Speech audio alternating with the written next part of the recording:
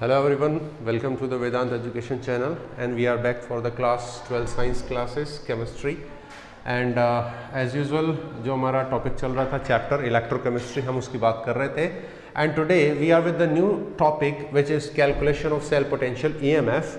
उसके कैलकुलेशन की हम बात करते हैं। थोड़ा सा सेल पोटेंशियल कैलकुलेट करने का अगर आपके दिमाग में आ रहा है कि भाई हम पढ़ चुके हैं और वो आपने पढ़ा था E cell cell potential is equals to cell potential of the right electrode which is cathode minus left electrode which is anode. Okay, तो आप ये समझिए कि भैया इस फॉर्मूले से हमें मालूम है कि हम निकाल सकते हैं cell potential. Then what is the mean of this new topic. तो देखिए इसमें क्या होता है, हमने एक चीज़ बोली थी कि सेल पोटेंशियल निकालने के लिए आपको ये वाला फॉर्मूले के लिए आपको right and left electrode potential मालूम होने चाहिए और वो आप कैसे निकालेंगे, स्टैंडर्ड हाइड्रोजन इलेक्ट्रोड से निकाल सकते हैं, दैट इज ओके। लेकिन क्या होता है कि कोई भी सेल का ईएमएफ अगर आपको निकालना है तो आप वोल्टमीटर से तो निकाल नहीं सकते, ये आप लोगों को पहले से मालूम है। And we are talking about the EMF जो क्या है, मैक्सिमम सेल पोटेंशियल।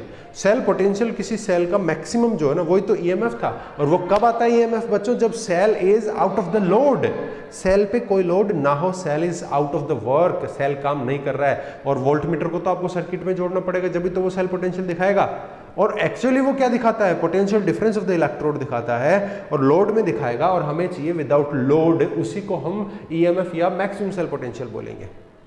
ओके, तो उसके लिए हमें क्या करना पड़ता है, a different pattern, a different assembly is to be use, जिसको हम क्या बोलते हैं, पोटेंशियोमीटर बोलते हैं। ठीक है बच्चों, उसके अंदर हम क्या करेंगे, सेल को एक ऐसी कंडीशन में ले जाएंगे जिसमें सेल का यूज खत्म हो जाएगा, वो लोड के बिना लोड जीरो लोड हो जाएगा। तब हम उसमें देखेंगे कि उसका पोटेंशियल कितना है, वो होगा एक्चुअल में ईएमएफ। ठीक है बच्चों, देखो तो जो हमारे इलेक्ट्रोकेमिकल सेल होते हैं उनका यूज जब अपन करते हैं सेल पोटेंशियल कैलकुलेट करने के लिए, उसमें कई प्रॉब्लम्स आती हैं। ठीक है, और देखो अभी मैं एक बार आपको लिख देता हूं कि भैया सेल पोटेंशियल जो है EMF of a cell is to be calculated by potentiometer with the help of, देखो पोटेंशियोमीटर में भी हमें क्या चाहिए, एक स्टैंडर्ड सेल चाहिए होता है, with the help of standard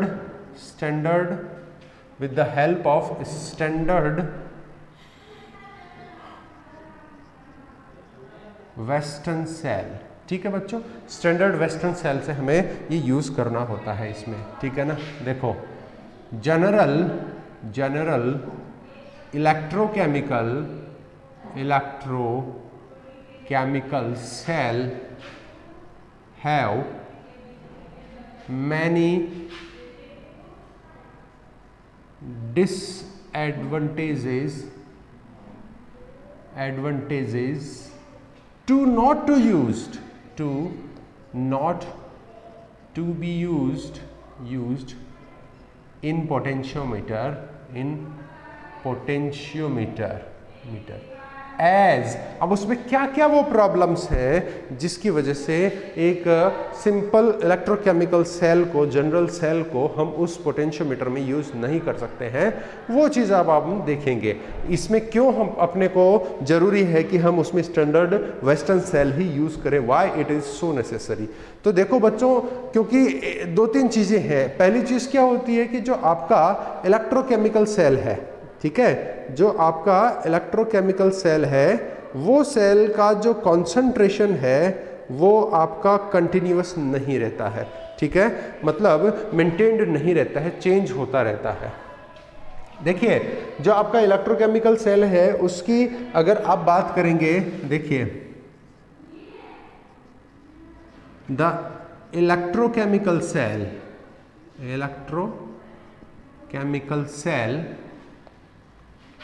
do not have stable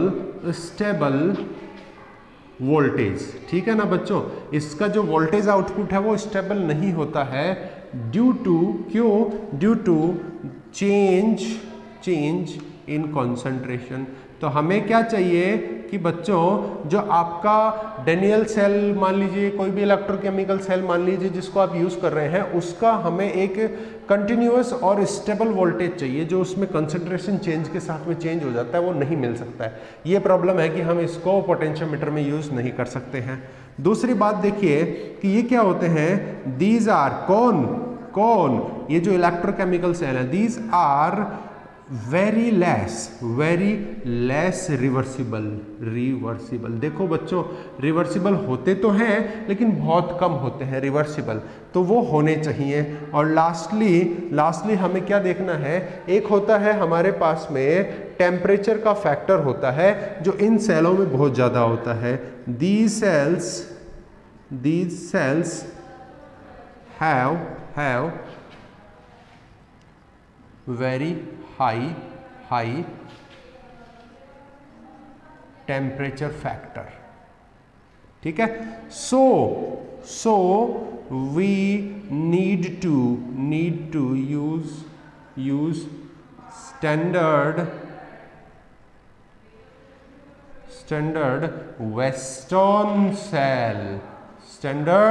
western cell हमें क्या यूज करना पड़ेगा, स्टैंडर्ड वेस्टर्न सेल यूज करना पड़ेगा। ये क्या होता है, ठीक है।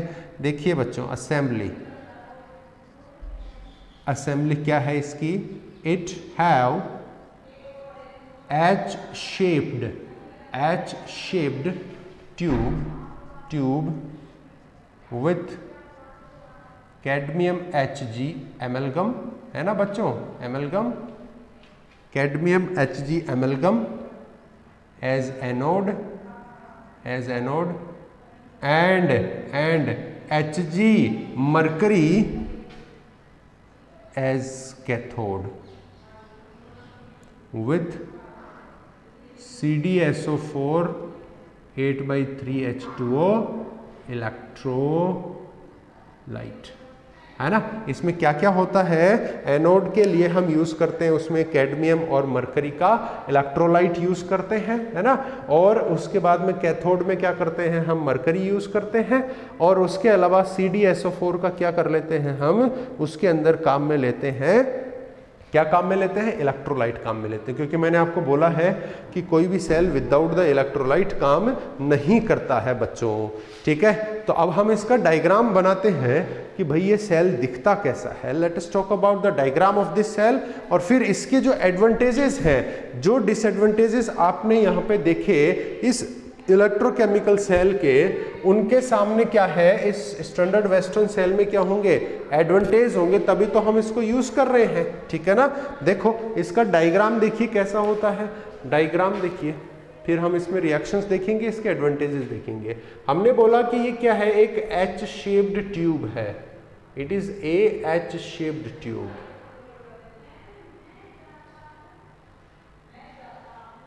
ओके। देखो अब इसमें क्या है, यहां पे होता है, this is what CdHg amalgam, यहां पे जो कैडमियम है दैट इज 12.5%, ठीक है। ये हो गया आपका एनोड, ओके। यहां पे है आपका ये मरकरी Hg, इसके अंदर यहां पे क्या होता है, mercuric sulphate, this is what mercuric sulphate. और बाकी का जो भी पोर्शन है, उस पोर्शन के अंदर आप देखेंगे तो उसमें क्या आता है, उसमें आता है कैडमियम सल्फेट का। दो टाइप के सॉल्यूशंस हैं, ध्यान देना बच्चों।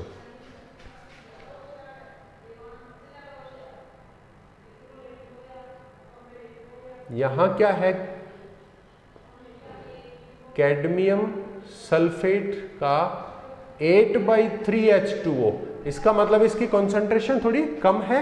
और बाकी का जो ऊपर सॉल्यूशन भरा हुआ है, बाकी का जो सॉल्यूशन भरा हुआ है that is what CdSO4 concentrated. अब बच्चों ध्यान दो, एनोड में देखिए कैडमियम और मरकरी का एमलगम है, पहली बात तो ठीक है। और कैथोड में क्या है, मरकरी Hg है, ठीक है, समझ में आ रही है बात। अब देखो जो आपका कैथोड है उसमें HgSO4 का पेस्ट है और एनोड है उसमें क्या है, कैडमियम सल्फेट है। अब आप बोलेंगे कि सर दो जगह कैडमियम सल्फेट आपने भर रखा है तो उनमें दो जगह क्यों किया है, वो तो दोनों कनेक्टेड है। तो बच्चों ध्यान दो, एक है आपका CdSO4.8/3H2O और एक क्या है, केवल CdSO4 है। इसका मतलब इन दोनों में डिफरेंस है बच्चों। क्या डिफरेंस है कि जो सिंपल CdSO4 है देखिए वो क्या है, कॉन्सेंट्रेटेड है, दैट मीन्स इसकी कॉन्सेंट्रेशन ज्यादा है, इसकी कम है क्योंकि इसमें वाटर भी एडेड है। So this is the standard western cell. ये आपका स्टैंडर्ड वेस्टर्न सेल है, उसकी असेंबली इस टाइप से आप देख सकते हैं। एडवांटेजेस देखिए बच्चों, क्यों हम इसी को यूज कर रहे हैं, जो हम पोटेंशियोमीटर के अंदर काम लेंगे ना इसको, तो इसी को क्यों काम में लेंगे। इन तीनों का उल्टा कर दीजिए, इन तीनों का उल्टा कर दीजिए। देखो इसमें क्या है, इट हैव स्टेबल वोल्टेज। इसमें क्या होता है, वोल्टेज कंसंट्रेशन के साथ चेंज नहीं होता। ये क्या होता है, इट इज मोर रिवर्सिबल। जो आपके जनरल आपके इलेक्ट्रोकेमिकल सेल है ना बच्चों, जो क्या होते हैं, रिवर्सिबल कम होते हैं, ये क्या है, मैक्सिमम रिवर्सिबल होता है। Have least temperature factor. इसमें क्या होता है, टेम्परेचर फैक्टर बहुत ही कम होता है बच्चों, ध्यान देना इस बात पे। इसकी जो थर्ड प्रॉब्लम है, डिसएडवांटेज है, उसको देखिए क्या है कि इनमें टेम्परेचर फैक्टर हाई होता है, तो उल्टा आपको करना पड़ेगा, कितना, उसमें कम करना पड़ेगा। ठीक है, देखो अब देखिए क्या है कि आप जो इसके टेम्परेचर फैक्टर की बात कर रहे हैं वो कितना होता है। देखो ये कितना है, इट इज इसका वोल्टेज देखो बच्चों, वोल्टेज कितना होता है, 1.01 इलेक्ट्रॉन वोल्ट एट 298 केल्विन। आप इसका टेम्परेचर कितना सेट करोगे, 298 केल्विन सेट करोगे, तो स्टैंडर्ड वेस्टर्न सेल क्या देता है, 1.01 इलेक्ट्रॉन वोल्ट टेम्परेचर देता है, सॉरी वोल्टेज देता है। और हमने बोला कि भैया इसमें टेम्परेचर फैक्टर बहुत कम होता है। ठीक है कि टेम्परेचर फैक्टर, अब उसको समझना भी पड़ेगा हमें। पहली बात तो हम उसकी वैल्यू लिखते हैं, इट इज कितना होता है, ये 0.00005 इलेक्ट्रॉन वोल्ट पर kelvin at 298 kelvin of temperature. समझिए बच्चों इस बात को कि जो आपका स्टैंडर्ड वेस्टर्न सेल है उसका टेम्परेचर फैक्टर बहुत कम होता है। ठीक है, बहुत कम होता है। इसका मतलब क्या है कि भाई जो टेम्परेचर के चेंज से वोल्टेज पे जो इफेक्ट आता है वो बहुत कम होता है। बच्चों ध्यान देना, टेम्परेचर फैक्टर होता क्या है, देखना मैं यहां लिखता हूं, the effect on voltage of a cell on change of temperature। बच्चों टेम्परेचर में चेंज करने से अगर किसी सेल के वोल्टेज में चेंज आता है, that is counted as there temperature factor. अगर टेम्परेचर फैक्टर बहुत ज़्यादा है तो वो चेंज बहुत ज़्यादा आएगा टेम्परेचर चेंज करने से, जैसे इनमें होता है, और अगर वो फैक्टर कम है तो उनमें चेंज बहुत कम आएगा। देखो मानक जो आपका स्टैंडर्ड वेस्टर्न सेल है उसके अंदर जो आपका टेम्परेचर फैक्टर है वो कितना है बच्चों, देखिए सामने 0.00005 इलेक्ट्रॉन वोल्ट, ठीक है, पर केल्विन। अगर आपने सेल का टेम्परेचर कितना सेट कर रखा है, 298 केल्विन सेट कर रखा है। इसको समझना बच्चों, इसको आपने 298 केल्विन टेम्परेचर सेट कर रखा है, तब उसका टेम्परेचर फैक्टर कितना है, 0.00005 इलेक्ट्रॉन वोल्ट पर केल्विन। इसका मतलब क्या हुआ कि अगर आपका सेल जो है वो क्या कर रहा है, मान लीजिए कितना, 1.00 इलेक्ट्रॉन वोल्ट पोटेंशियल दे रहा है, वोल्टेज दे रहा है, ध्यान रखना है ना। अगर आपने क्या किया, 1 केल्विन इसका टेम्परेचर इंक्रीज कर दिया। अभी आपने टेम्परेचर ले रखा था 298 केल्विन, आपने कितना कर दिया इसको, 299 केल्विन कर दिया। तो इतना जो पोटेंशियल वोल्टेज था उससे कितना बढ़ जाएगा या चेंज हो जाएगा, वो हो जाएगा इतना, मतलब प्लस माइनस कितना हो जाएगा 0.00005 इलेक्ट्रॉन वोल्ट, ये डिफरेंस आएगा। देखो यहाँ लिखा है ना इतना इलेक्ट्रॉन वोल्ट पर केल्विन, मतलब 1 केल्विन चेंज करने पर कितना चेंज आएगा वोल्टेज में, पोटेंशियल में इतना। और आप देखेंगे कि 0.00005 it's a very less quantity of the voltage change, बहुत कम चेंज है, ये कोई खास मायने नहीं रखता है, नेग्लिजिबल है, समझ रहे हैं ना आप। इसका मतलब क्या हुआ, जो आपका स्टैंडर्ड वेस्टर्न सेल है उसका जो टेम्परेचर फैक्टर है वो बहुत ही कम है, इसका मतलब टेम्परेचर का उसके वोल्टेज पे नेग्लिजिबल इफेक्ट आएगा, कोई फर्क नहीं पड़ने वाला है। बोलो बच्चों, बात समझ में आती है क्या? ठीक है, चलिए अब देखो, अब अपन बात करते हैं कि भैया ये वर्क कैसे करेगा, है मैकेनिज्म। वही एनोड की सेल रिएक्शन देखनी है अपने को। देखो एनोड पे कौन है, कैडमियम है, तो कैडमियम का क्या हो जाएगा, ऑक्सीडेशन करना है ना एनोड पे हमें, this is oxidation, this is oxidation. Okay, कैसे हो जाएगा, कैडमियम है, कितने इलेक्ट्रॉन लूज करता है कैडमियम की ऑक्सीडेशन स्टेट जनरल कितनी होती है, +2, these 2 electrons have been released. Cathode, cathode क्या होगा, रिडक्शन होगा, रिडक्शन होगा। और कैथोड पे देखो क्या है हमारे पास, HgSO4 है, तो HgSO4 will be accepting these 2 electrons and giving Hg plus SO4 2-, ठीक है ना। यहां से अगर आप HgSO4 का क्या करते हैं, ब्रेक डाउन करते हैं, तो बच्चों आपको क्या मिलेगा, आपको मिलेगा Hg2+ और SO4 2- मिलेगा। लेकिन हमने क्या किया, उस Hg2+ को ये 2 इलेक्ट्रॉन दे दिए, तो ये Hg में क्या हो गया, रिड्यूस हो गया। रिडक्शन कहाँ हो रहा है, this Hg2+ is reduced in the Hg, ठीक है ना। देखो बच्चों, कंप्लीट सेल रिएक्शन में लिख रहा हूं,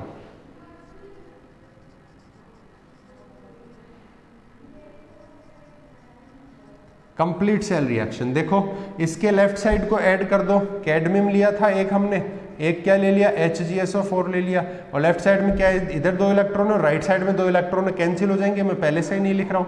इधर क्या है, Cd2+ है, प्लस इधर क्या है, Hg है, प्लस और क्या है, SO4 2-। This is the way how standard western cell is working out, ठीक है ना। तो इस मैकेनिज्म से ये वर्क करता है और 298 केल्विन टेम्परेचर पे 1.01 इलेक्ट्रॉन वोल्ट पोटेंशियल देता है।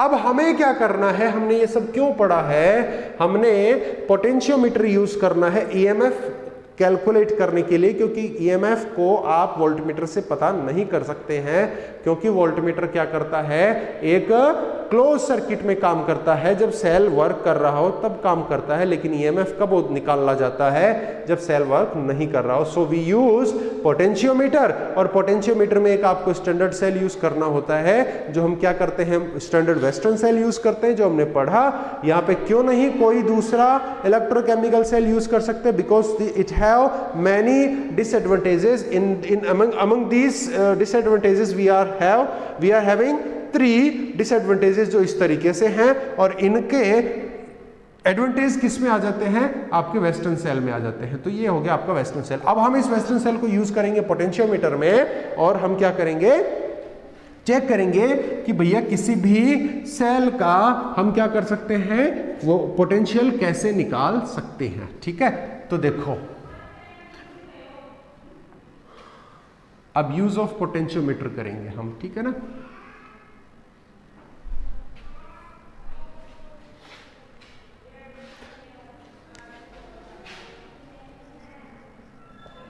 EMF by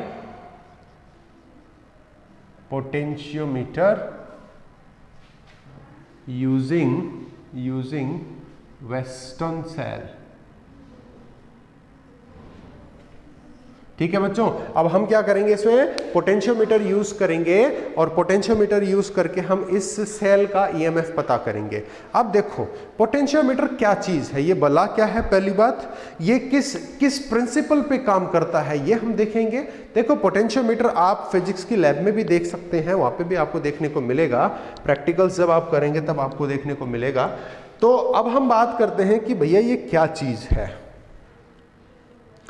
देखो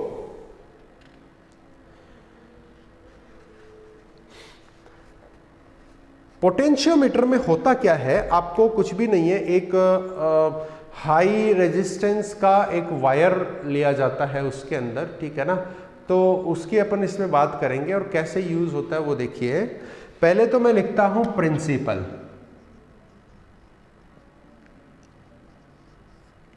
देखो potentiometer works on Poggendorff compensation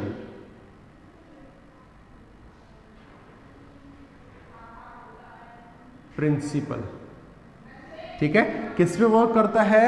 Poggendorff compensation principle पे वर्क करता है, which states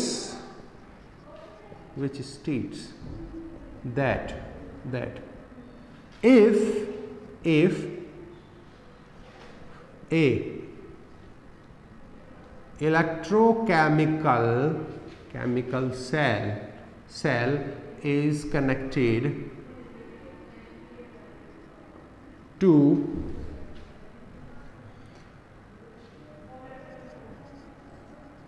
Western cell of same potential,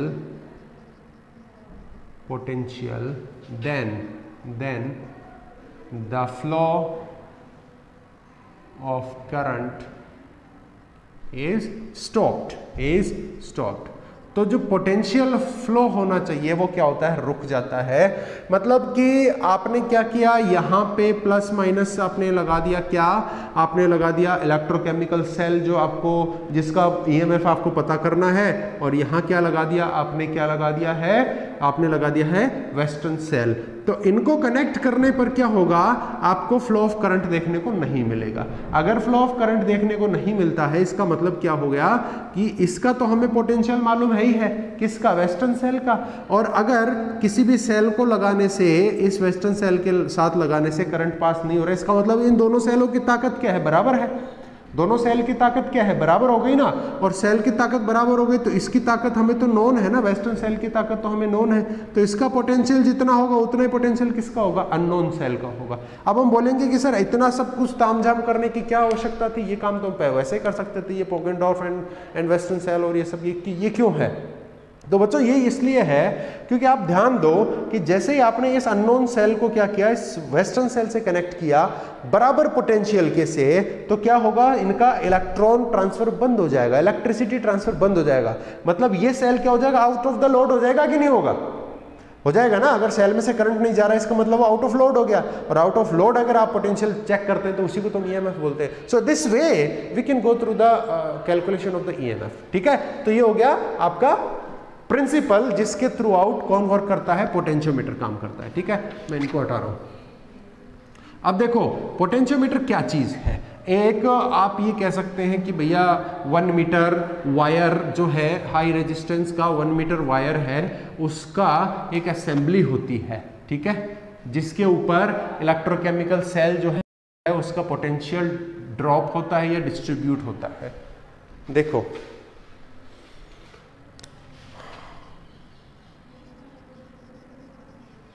assembly, हमारे पास क्या होता है? हमें एक एक्सटर्नल सेल लगाने की आवश्यकता होती है, ठीक है। एक्सटर्नल सेल लगाने की आवश्यकता होती है और वो एक्सटर्नल सेल किस पे जुड़ा हुआ होता है? 1 मीटर वायर से जुड़ा होता है, ठीक है। अब मैं देखिए लिखता जा रहा हूं, this is external electrochemical cell which have highest potential। अब जितने भी सेल अपन इस पोटेंशियोमीटर में यूज करेंगे ना बच्चों, उन सबसे ज्यादा पावर किसका होगा? इस एक्सटर्नल सेल का होगा, ठीक है। अब देखो ये जो वायर है वो किसका है? प्लैटिनम इरिडियम का वायर है, ठीक है। देखो 1 मीटर, देखो इसका लेंथ हुआ, वायर का मटेरियल हुआ, वो फिजिक्स में अलग अलग हो सकते हैं, ऐसा कोई नहीं कि भाई फिक्स एक ही चीज से बना हुआ है। 1 meter wire of platinum iridium. ठीक है, अब देखो बच्चों, ये जो वायर है इसके भी कुछ क्या होते हैं, इसके भी क्या होते हैं, एडवांटेजेस होते हैं। दो एडवांटेज देखो, दो एडवांटेज देखो। इसमें क्या है, it is very hard, so it's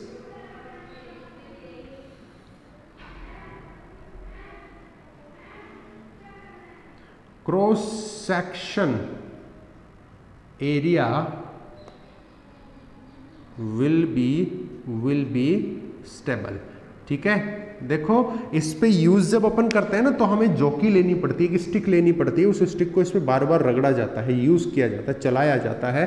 तो ये घिस करके क्या होगा, बार बार वायर पे ऐसे चलाएंगे तो घिस जाएगा ना, और घिस जाएगा तो उसका जो ये क्रॉस सेक्शन एरिया पतला हो जाएगा। पतला मतलब क्रॉस सेक्शन एरिया क्या हो जाएगा, कम हो जाएगा। और हमें मालूम है R equals to L over A, sorry directly proportional to L over A cross section area पतला हो रहा है तो रेजिस्टेंस क्या हो जाएगा, बढ़ता चला जाएगा। और रेजिस्टेंस बढ़ेगा तो उस वायर का कंडक्टेंस चेंज होता चला जाएगा। इसलिए उसका हमें क्या चाहिए कि क्रॉस सेक्शन एरिया चेंज ना हो, तो उसका ये एडवांटेज है इस वायर का। दूसरा क्या है, देखिए its resistance is high, so diffraction, so change in voltage or distance of wire is controlled easily। जो वायर की डिस्टेंस अपने को लेनी है ना उसको हम इजीली कंट्रोल कर सकते हैं। ठीक है, अब देखो बच्चों क्या है, इसी एक्सटर्नल सेल के साथ में ही हमने क्या कर दिए, दो सेल यूज कर लिए हैं। एक सेल तो ये है, इसको X बोल दिया, इसको X और इसको S बोल दिया है, प्लस माइनस, और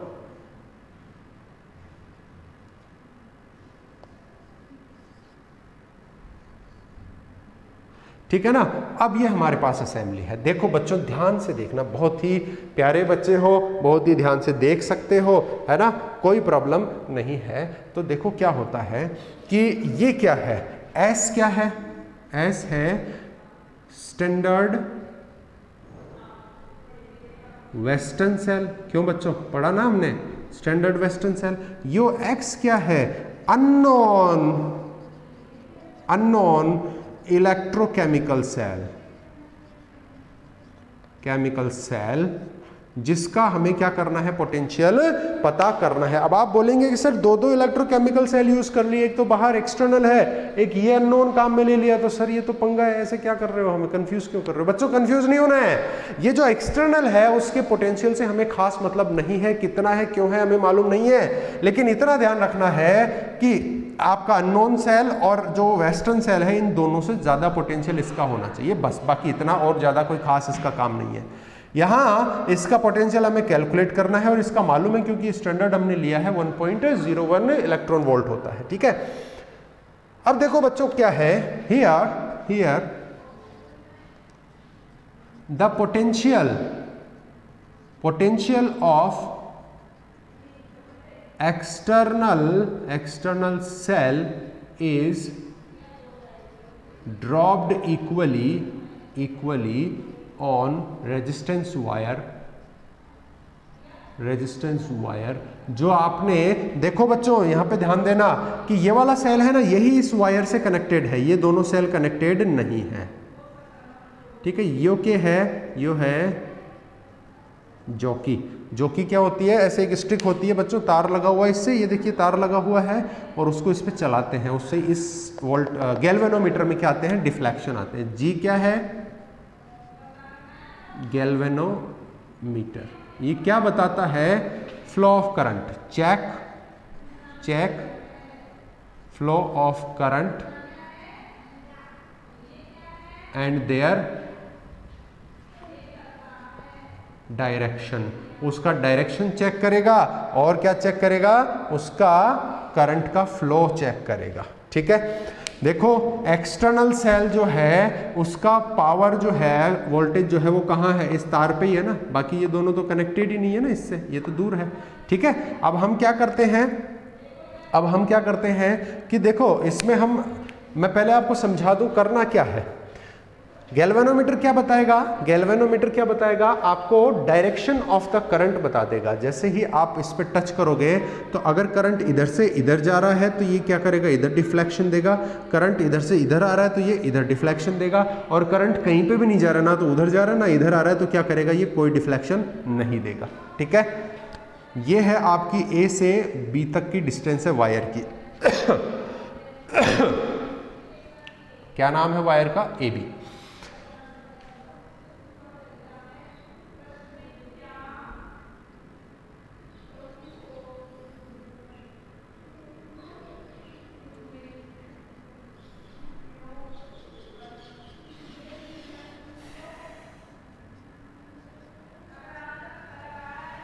बच्चों ध्यान देना, अब इसके अंदर क्या हो रहा है?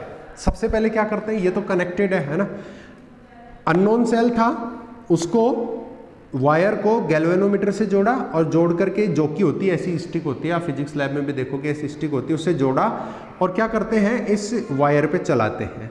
अब देखो बच्चों, जब दो सेल, देखो एक तो ये सेल इधर से एनोड कैथोड आ रहे हैं और एक इस सेल का ये पॉजिटिव तो इधर जा रहा है और ये नेगेटिव इधर से जुड़ रहा है। तो जब भी दो सेल को जोड़ते हैं तो जो सेल कमजोर होता है उसकी तरफ पावर ट्रांसफर होना शुरू हो जाता है, करंट ट्रांसफर होना शुरू हो जाता है, उसको चार्ज करना शुरू कर देता है। ठीक है, और कब तक चार्ज करेगा? जब तक दोनों क्या हो जाएंगे? इक्विलिब्रियम में आ जाएंगे, दोनों का चार्ज बराबर हो जाएगा, तब तक चार्ज करेगा। ठीक है ना। तो हमें ये कैसे मालूम चलेगा कि दोनों का पावर बराबर हो गया है? तो वो कौन बताएगा? गैल्वेनोमीटर बताएगा। तो गैल्वेनोमीटर में जीरो अगर डिफ्लेक्शन आता है, जीरो रीडिंग आती है, इसका मतलब क्या है कि वो चार्ज ट्रांसफर नहीं हो रहा है, इसका मतलब दोनों सेल का पोटेंशियल बराबर है।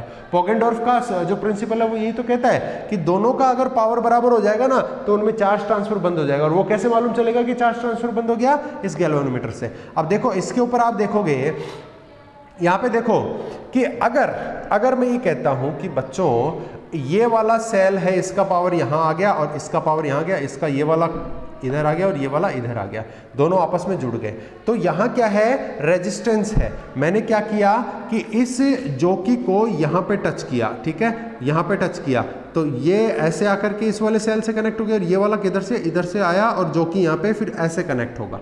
ठीक है, तो आप इसमें जैसे ही रब करोगे तो कहीं तो क्या आएगा? ये पोटेंशियल इधर शो करेगा, कभी इधर शो करेगा, आपको जीरो वाले पे लेके चलना है। तो सपोज कीजिए कि XL इस वायर की इस लंबाई पे आपने यहां टच किया तो गैल्वेनोमीटर क्या दे रहा है? जीरो डिफ्लेक्शन दे रहा है। वही क्या है?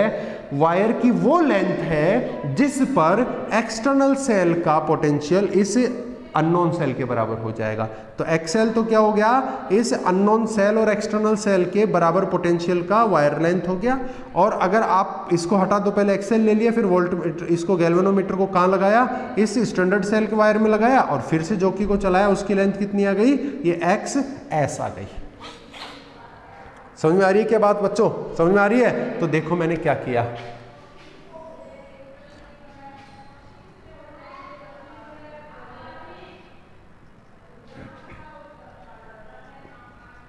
take wire length with external cell C and unknown cell X when potential of cells is equal. It comes XL length। कैसे आएगी? कितनी आएगी ये? XL length, length of wire with western cell and external cell is taken, कितनी आ गई? SL length. ठीक है क्या? दोनों की लेंथ आ गई। अब देखो हमेशा आपको क्या ध्यान रखना है, potential of cell will be directly proportional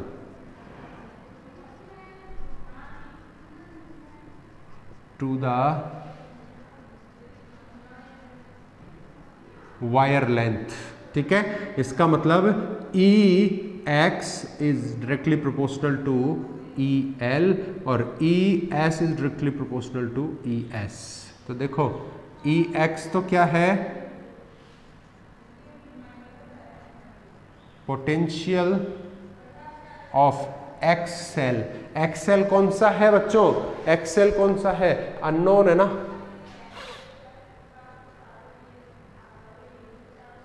unknown cell. ठीक है, ई एस क्या है, पोटेंशियल ऑफ वेस्टर्न सेल। ठीक है,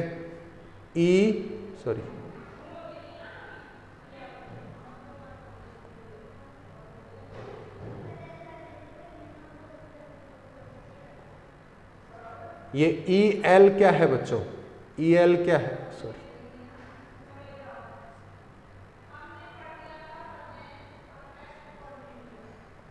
देखना, एक्सएल क्या है, length of wire for XL. XL किसके लिए कैलकुलेट की थी हमने, ये एक्सएल किसके लिए कैलकुलेट की है, इस एक्सएल के लिए। और एसएल क्या है, length of wire for S cell, ये रहा एस सेल। ठीक है ना, ये वाला। तो अब देखो ये अगर डायरेक्टली प्रोपोर्शनल है तो इनका जो आपके पास में क्या आएगा, रेशियो आएगा, वो इनके रेशियो के बराबर होगा। तो आप लिख सकते हैं E X over E S, दोनों सेल का पोटेंशियल का रेशियो किसके बराबर होगा, with the ratio of the length of both cells, दोनों की लेंथ के बराबर होगा। हमें क्या करना है, इस अननोन सेल की पोटेंशियल पता करनी है। तो E X will be equals to, इसको मैं इधर ले जाऊं तो एक्सएल ओवर एसएल, दोनों सेल्स की जो लेंथ है वो इनटू स्टैंडर्ड वेस्टर्न सेल का potential. This is the way कि अगर आपको ईएमएफ किसी सेल का पता करना है, किसके थ्रू आपको पता करना है, वो आप पोटेंशियोमीटर के through, then you can go like this. समझ में आई क्या बात, ये है पोटेंशियोमीटर, ऐसे ये वर्क करता है। ठीक है बच्चों, चलो चलो बच्चों, अब आपको क्या करना है, इसको आप नोट डाउन कीजिए, आप इसको पॉज करके नोट डाउन कीजिए या इसका स्क्रीनशॉट लीजिए, जो भी लेना है जल्दी कीजिए, हम आगे बढ़ते हैं। ठीक है क्या, ओके बच्चों। तो अब हम क्या करते हैं, इसमें अगला टॉपिक देखते हैं जो क्या है, Gibbs free energy and EMF. ठीक है, we have to correlate the Gibbs free energy and EMF to each other, और हमें ये पता करना है कि गिब्स फ्री एनर्जी की हेल्प से ईएमएफ और ईएमएफ की हेल्प से गिब्स फ्री एनर्जी हम कैसे कैलकुलेट कर सकते हैं। ठीक है, तो देखो सबसे पहले तो आप लोगों ने 11th में पढ़ा होगा कि जो गिब्स फ्री एनर्जी होता है डेल्टा जी, उसको हम क्या कहते हैं। ठीक है, वो क्या होता है, जिसको हम टेम्परेचर या किसी भी थर्मोडायनेमिक सिस्टम के रेस्पेक्ट में लिखते हैं। फिर हम ये बोलेंगे यहाँ तो हम क्या कर रहे हैं, इलेक्ट्रोकेमिकल सिस्टम पढ़ रहे हैं ना, इलेक्ट्रोकेमिस्ट्री पढ़ रहे हैं, फिर गिब्स फ्री एनर्जी यहाँ कहाँ से आ गया। तो बच्चों जो हेल्महोल्ट्ज़ इक्वेशन हुआ करती थी, जिसमें आप एंट्रोपी और एंथैल्पी की बात करते हैं, ऐसा लिखते हैं delta H minus T delta S, ये क्या है, Helmholtz equation of the Gibbs free energy, जो थर्मोडायनेमिक सिस्टम टेम्परेचर से रिलेटेड होता है ना।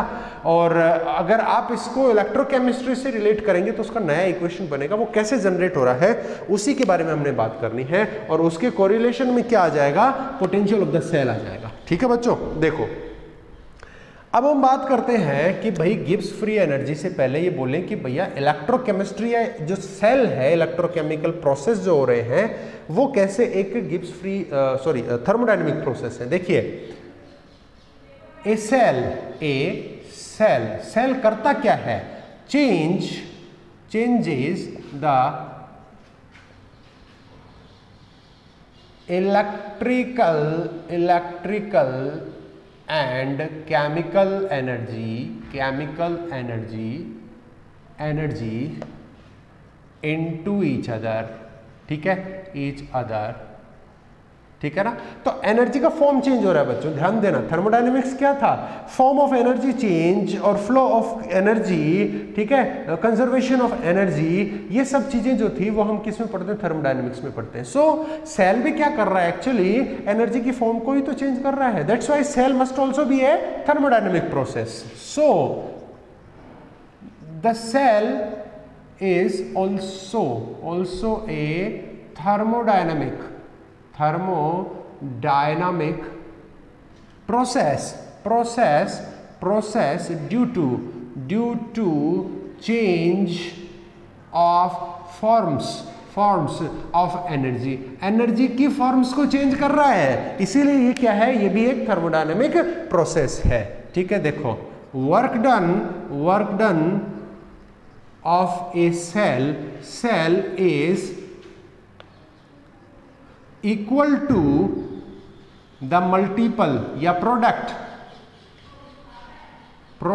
of the cell potential।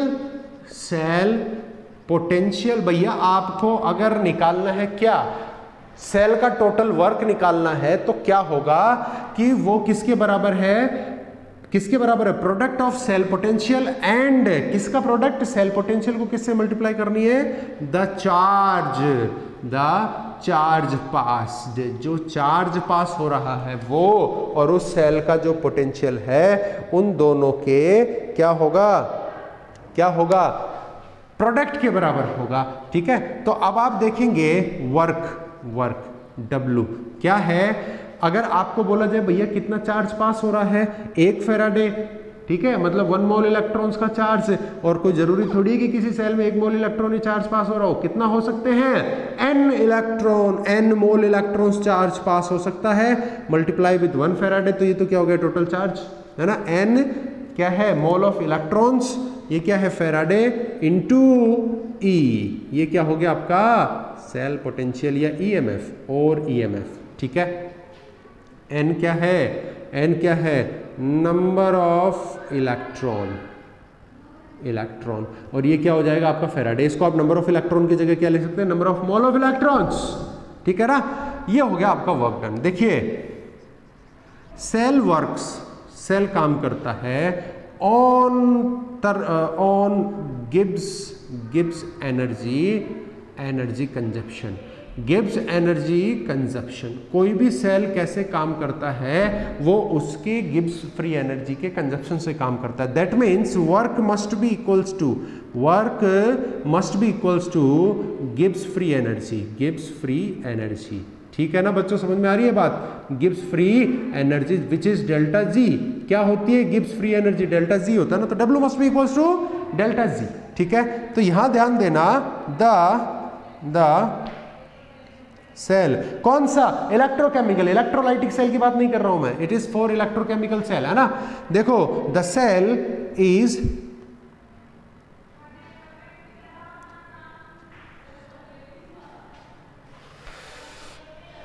एक टर्म है, वो मैं दिमाग से निकल रहा है। देखो,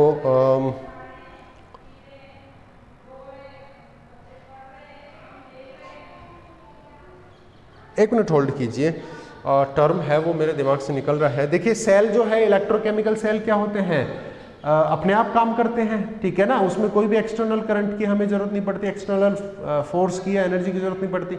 और जो इलेक्ट्रोलाइटिक सेल होते हैं उनमें हम बाहर से करंट देते हैं, एक्सटर्नल एनर्जी देते हैं जब वो काम करते हैं।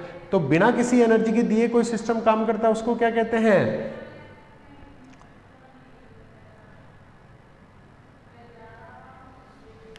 आप एक चीज होल्ड कीजिए, एक minute.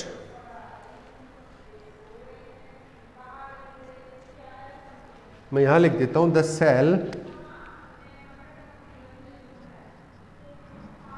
Works without any external force या energy have negative Gibbs energy. तो क्या होगा? W equals to minus delta G. ठीक है। W के वैल्यू पुट कीजिए बच्चों, W के वैल्यू क्या है NFE, तो minus delta Z equals to NFE, ठीक है क्या NFE। Yes I got the term spontaneous, इसको क्या बोलते हैं स्पॉन्टेनियस। बच्चों आपको भी मेरे ख्याल से याद नहीं आया होगा कि मैं क्या कहना चाह रहा हूँ, अगर याद आ गया तो बहुत बहुत बढ़िया बात है, ठीक है। तो देखो ऐसा सिस्टम जो विदाउट एनी एक्सटर्नल फोर्स के या एनर्जी के हो रहा है उसको क्या बोलते हैं स्पॉन्टेनियस बोलते हैं ना।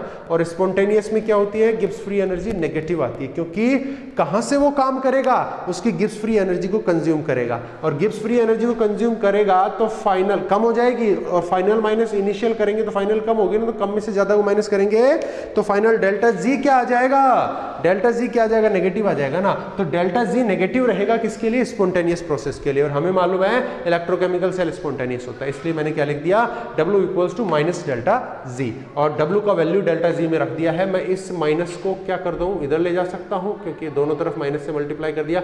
दिस इज द वे, ये है बच्चों ध्यान देना, ये हो गया आपके उस सेल का EMF या सेल पोटेंशियल, ये फैराडे, और ये number of the electrons are being transferred, ठीक है।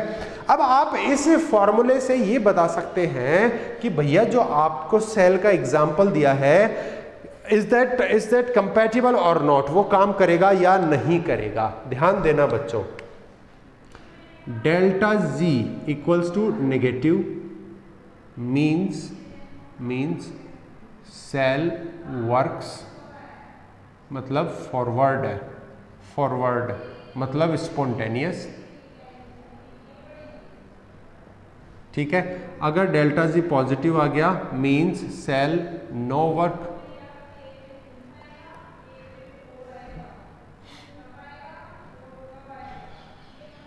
नॉन स्पॉन्टेनियस,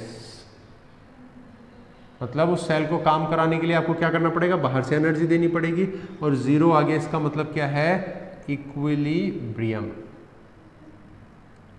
फॉरवर्ड और बैकवर्ड दोनों क्या हो गए बराबर हो गए। ये हो गया डेल्टा जी की वैल्यू पे डिपेंडेंस। अब देखिए, अब आप यहां पे देखो कि भैया आपको n क्या है एक कांस्टेंट है ना। कोई भी रिएक्शन आपको दे दिया, जैसे जिंक और कॉपर की रिएक्शन देते हैं, ठीक है, और उसकी अगर आपको बात करें तो हमें मालूम है कि भैया n तो फिक्स है ना, नंबर ऑफ इलेक्ट्रॉन्स तो फिक्स है कि 2 इलेक्ट्रॉन होंगे, 3 इलेक्ट्रॉन होंगे, 4 इलेक्ट्रॉन होंगे, व्हाटएवर आपकी बैलेंस्ड इक्वेशन में कितने इलेक्ट्रॉन ट्रांसफर हो रहे हैं वो तो n की वैल्यू फिक्स है ना।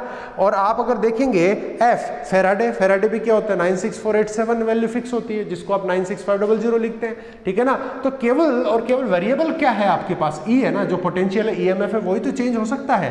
तो इसका मतलब डेल्टा जी के वैल्यू का जो चार्ज है प्लस माइनस वो किस पे डिपेंड करेगा, इस E पे डिपेंड करेगा, है ना। ये दोनों तो कांस्टेंट है। अगर E पॉजिटिव आता है तो प्लस माइनस क्या आएगी वैल्यू माइनस में आएगी। इसका मतलब डेल्टा जी की वैल्यू कब माइनस आएगी, जब आपको पोटेंशियल कैसा है पॉजिटिव है।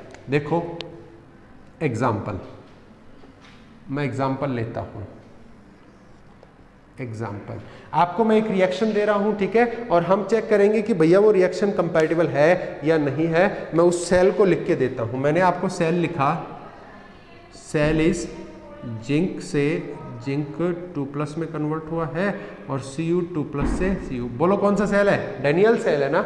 देखो इसमें डेल्टा जी क्या आएगा, इसका पोटेंशियल कितना है, E कितना है, इसका बच्चों कितना होता है पोटेंशियल कितना होता है 1.10 इलेक्ट्रॉन वोल्ट था ना। तो देखो डेल्टा जी कितना इसका, delta G equals to minus NFE, formula हो गया आपके पास, माइनस n की वैल्यू कितने इलेक्ट्रॉन ट्रांसफर हुए, जिंक ने 2 दिए, कॉपर ने 2 लिए, तो 2 × 96500 लिख रहा हूं मैं, ठीक है, इंटू E कितना 1.10, ये आ गई value delta G. Delta G की वैल्यू कैसी आएगी बच्चों, पॉजिटिव आएगी या नेगेटिव आएगी, बताओ फटाफट। नेगेटिव आएगी ना, ये भी प्लस ये भी प्लस ये भी माइनस, तो minus. Here delta G equals to negative, so cell works, cell क्या करेगा वर्क्स। द रिएक्शन आपको पूछ लेगा, द रिएक्शन इज फिजिबल, मतलब रिएक्शन हो सकती है। It is when potential is positive. ध्यान देना बच्चों इस लाइन पे। ये सब कब हुआ? ये सब कब हुआ? जब सेल का पोटेंशियल कैसा है? पॉजिटिव। अगर ये E का जो वैल्यू है ये माइनस होता तो माइनस माइनस क्या हो जाता? प्लस ना। डेल्टा जी की वैल्यू क्या हो जाती है? प्लस। और डेल्टा जी की वैल्यू प्लस होती सेल काम नहीं करता। दैट मीन्स वो रिएक्शन क्या हो जाती है? Not compatible. नॉट कंपैटिबल क्या हो जाती है? Not compatible. ठीक है।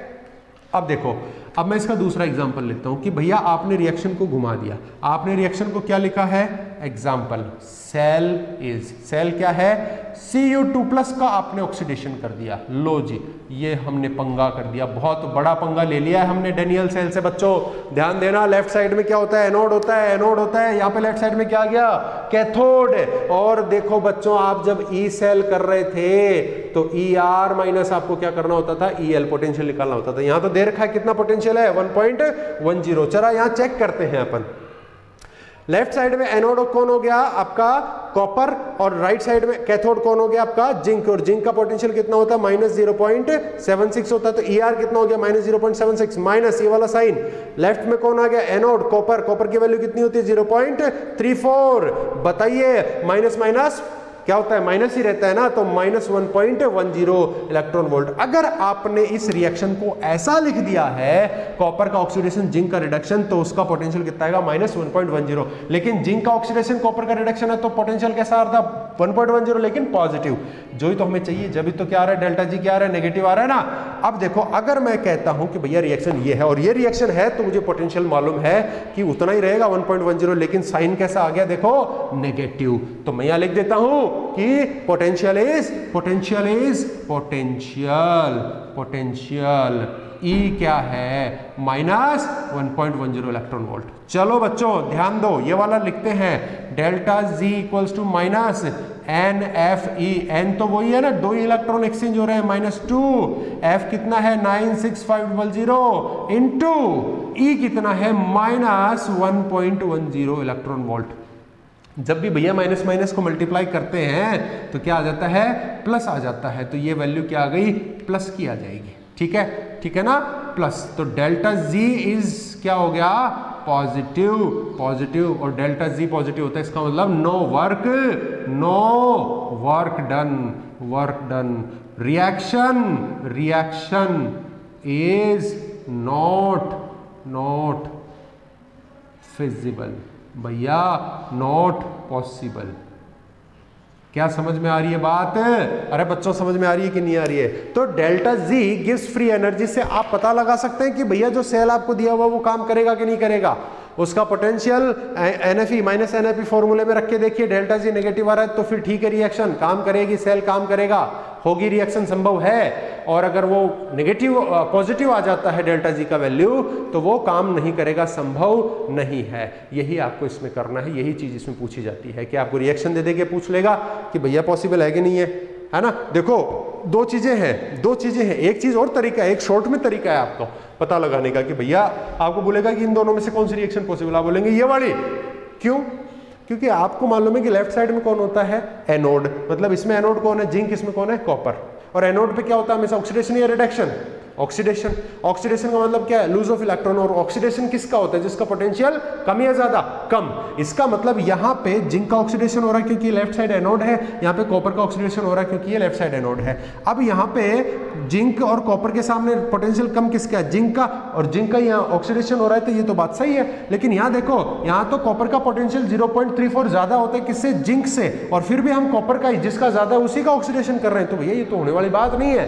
पोटेंशियल कम होना चाहिए जिसका हम ऑक्सीडेशन कर रहे हैं, उल्टा हो गया। इसका यही देख के हमें समझ में आ गया था कि भैया ये पॉसिबल नहीं है। तो डायरेक्ट अब आपको बताना है कि कौन सी पॉसिबल कौन सी नहीं। तब तो आप डायरेक्ट बता दो अपने शॉर्ट तरीके से। ऐसे पूछ ले कि भैया फलाना फलाना पोटेंशियल है इस रिएक्शन का इतना, बताओ डेल्टा जी की वैल्यू क्या आएगी और ये रिएक्शन पॉसिबल है या नहीं है। तो आप ये कैलकुलेट करके डेल्टा जी की वैल्यू बता देंगे कि भैया पॉजिटिव आ रही है, reaction is not possible, not feasible. So this is the end of today's lecture. Thank you very much guys. We will meet in the lecture 9 in the next class. Thank you very much.